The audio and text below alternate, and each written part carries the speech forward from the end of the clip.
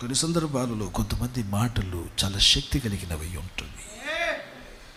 ఎన్నో ప్రయత్నాలు చేస్తాం, ఎవరో ఒక పెద్ద మనిషి చూసి మాట్లాడతారు, ఆ పని ఆయన ఒక్క మాట చెప్పగానే వెంటనే జరిగిపోతుంది.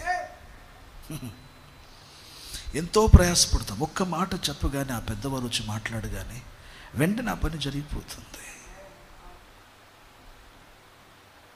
కొన్ని సందర్భాలలో మనకు యాక్సెస్ ఉండదు, కొన్ని చోట్ల మనకు ప్రవేశం లేనప్పుడు వింటున్నారా, ఒక రికమెండేషన్ లెటర్, ఒక ఐఏఎస్ నుండి ఒక రికమెండేషన్ లెటర్, ఒక గవర్నమెంట్ అఫీషియల్ యొద్ద నుండి ఒక రికమెండేషన్ లెటర్, వింటున్నారు నా మాట, రాజ్య పాలన చేస్తున్న ఒక ముఖ్యమంత్రి యొద్ద నుండి ఒక కాల్, వింటున్నారు, ఒక కాల్, వారి మాట మాట్లాడగానే వింటున్నారు, ఆ మాటకు ఒక అధికారం ఉంది, ఒక శక్తి ఉంది, ఆ మాటకు ప్రవేశం కలిగించగలిగిన ప్రభావం ఉంది. అలాగుననే సర్వలోక చక్రవర్తి అయిన యేసు మాటకు ఎదురు నిలవదగినది ఏది ఈ భూమి మీద లేదు.